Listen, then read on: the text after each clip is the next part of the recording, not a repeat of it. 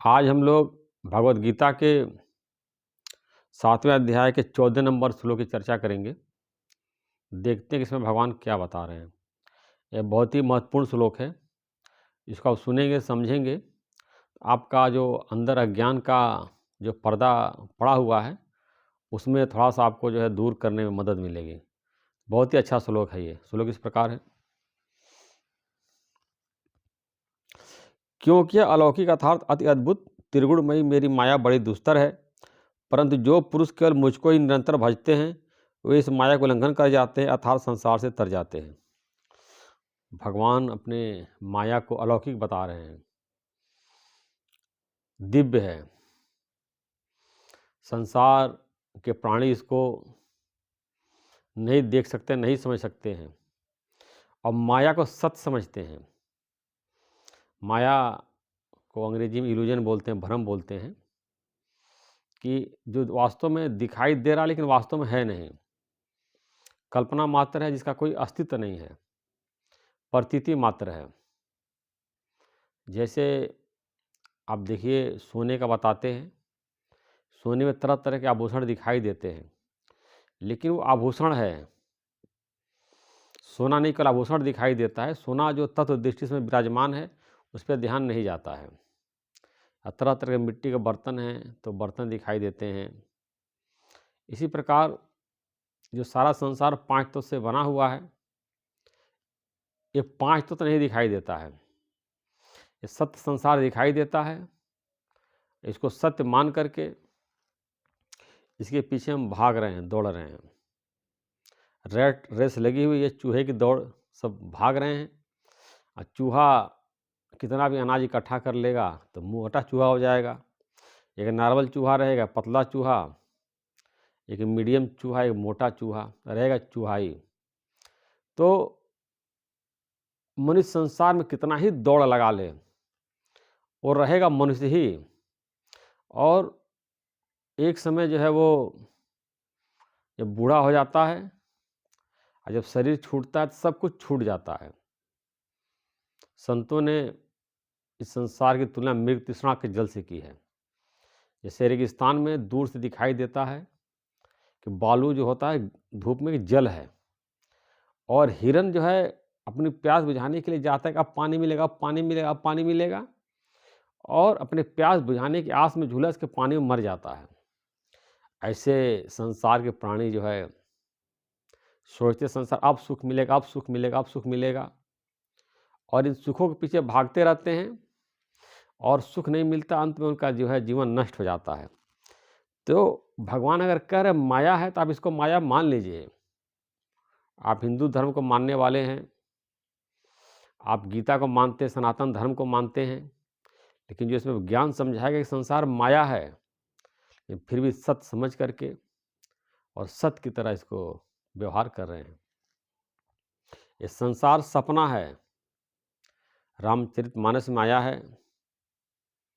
शंकर भगवान जो पार्वती को समझा रहे हैं, उमा कहूँ मैं अनुभव अपना, सत हरि भजन जगत सब सपना।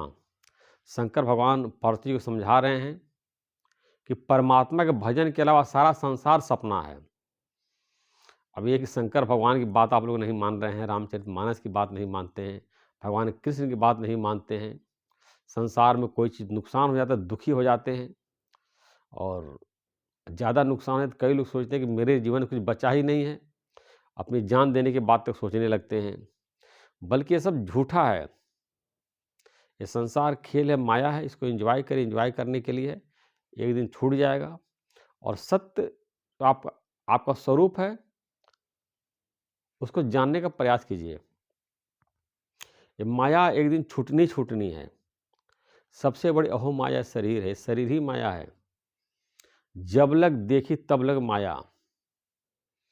जितना संसार आप देख रहे हैं आंखों से, जितना संसार के विषय में कान से आपने सुन रखा है, और जितना आपने पढ़ रखा है, जितना देख रखा है, और जितना मन के द्वारा आप विचार करते हैं, जहाँ तक मन के द्वारा सोचते हैं, सब माया है। क्योंकि मन माया, तो मन जो है माया के बारे में ही सोचता है।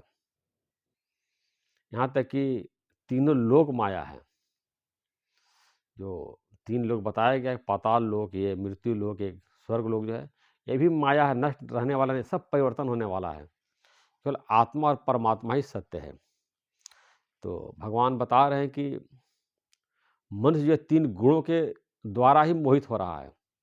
पिछले श्लोकों में चर्चा हुई सतोगुण, रजोगुण, तमोगुण।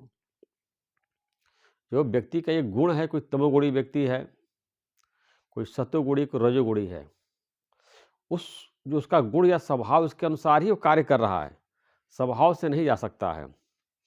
और उसी में व्यक्ति अपने स्वभाव के अधीन होकर के भटक रहा है। लेकिन बहुत पुरुषार्थ करते, अभ्यास करते हैं, जब अपने आत्मा को जानते हैं तो इन स्वभाव को हम जीत लेते हैं और अपना कल्याण कर लेते हैं। तो भगवान बता रहे हैं कि जो सांसारिक लोग जो है इन तीनों गुणों के द्वारा मोहित हो रहा है, मतलब तीनों गुणों में आसक्त है, सतोगुण में आसक्त है, रजोगुण में आसक्त, तमोगुण में आसक्त है, वो जो है परमात्मा को नहीं जानता है। ये पिछले श्लोक में ये बात आई है। तो भगवान बता रहे, माया से तरने की बात बता रहे हैं, जो केवल मुझे ही निरंतर भजता है। माया का छूटने की उपाय भगवान बता दे रहे हैं। हमेशा लगातार जो परमात्मा का अभ्यास करता है, भजता है, उनको याद करता, सुमरन करता है, तो माया का उल्लंघन कर जाता, संसार से तर जाता है। संसार से तरने का एक ही उपाय है, हरि नाम, ईश्वर का कीर्तन करना, और कोई उपाय नहीं। लेकिन निरंतर, लगातार। लेकिन ऐसा देखने में आता है, जब मनुष्य के ऊपर विपत्ति आती है तो भगवान का नाम लेता है, और जब सुख उसके पास रहता है तो इंद्रियों के भोगों में वो लगा रहता है, उसी में मस्त रहता है, भगवान का नाम नहीं लेता है। लेकिन माया से छूटने के लिए निरंतर परमात्मा का नाम लेना, भजन करना, भगवान उपाय बता दे रहे हैं, और कोई भी उपाय नहीं है। परमात्मा के भजन के अलावा, कीर्तन के अलावा, परमात्मा का आशीर्वाद के अलावा आप माया से ऊपर नहीं उठ सकते हैं, माया से जीत नहीं सकते हैं, माया से आप तर नहीं सकते हैं। एक ही उपाय भगवान ने बता दिया है, वो ईश्वर की भक्ति। लेकिन ऐसा नहीं कि और भी साधन है, ओम का जाप है, प्राणायाम है, जप है, तप है, नियम है, आसन है, तपस्या है, सत्संग में जाना, ज्ञान सुनना, इन सबसे भी चित्त निर्मल होता है। लेकिन आप जब तक ईश्वर की भक्ति नहीं करेंगे तो आपको मुक्ति नहीं मिलेगी। मुक्ति प्राप्त करने के लिए ईश्वर का लगातार जो है चिंतन करना, मनन करना, भजन करना अनिवार्य है। लेकिन जैसे कबीर दास का दोहा आया है कि सुख में सुमिरन सब करे, दुख में करे न कोय। सुख में सुमिरन सब करे, दुख में करे न कोय। जो सुख में सुमिरन करे, दुख काहे को होय। सब लोग जो है सुख दुख में सुमिरन करते हैं, सुख में कोई सुमिरन नहीं करता है, भगवान का नाम नहीं लेता है। अगर आप सुख में सुमिरन करेंगे तो आपको दुख में, जीवन में कभी दुख आएगा ही नहीं। चाहे सुख हो, चाहे दुख हो, हमेशा परमात्मा का चिंतन करना, मनन करना, भजन करना है। क्योंकि संसार में द्वंद्वी जोड़े हैं, सुख भी है, दुख भी है, मान भी है, अपमान भी है, लाभ भी है, हानि भी है। कोई ऐसा व्यक्ति संसार में नहीं है कि जिसको केवल सुख मिला हो, केवल मान मिला हो, केवल लाभ हुआ हो। ये दो चीज़ संसार में होता ही होता है। जबकि हम देखते हैं नुकसान ज़्यादा होता है। आप देखिए जहाँ तहाँ रोज़ कोई न कोई नुकसान लगा ही रहता है, कोई न कोई आपका अपमान कर देता है, कहीं न कहीं हानि हो जाती है, और शरीर में कितने तरह का दुख, कष्ट, तकलीफ, पीड़ा आती है। तो ये आप समझिए कि संसार में ये सब आपको मिलेगा। इसीलिए भगवान ने बताया कि सर्दी, गर्मी, सुख, दुख, इन सबको सहन करना चाहिए, बर्दाश्त करना चाहिए। इस श्लोक में भगवान ने बताया कि माया बहुत दुस्तर है, और जब तक भगवान का भजन नहीं करेंगे, भगवान का जो ध्यान नहीं करेंगे, कीर्तन नहीं करेंगे, भक्ति नहीं करेंगे, माया से तर नहीं पाएंगे। क्योंकि भगवान की बनाई हुई माया जो है, बिना भगवान का कृपा से, आशीर्वाद से आप उसको तर नहीं सकते हैं। तो भगवान की भक्ति करेंगे तभी आप उसे जीत पाएंगे, और कोई भी साधन जो माया से छूटने का नहीं है।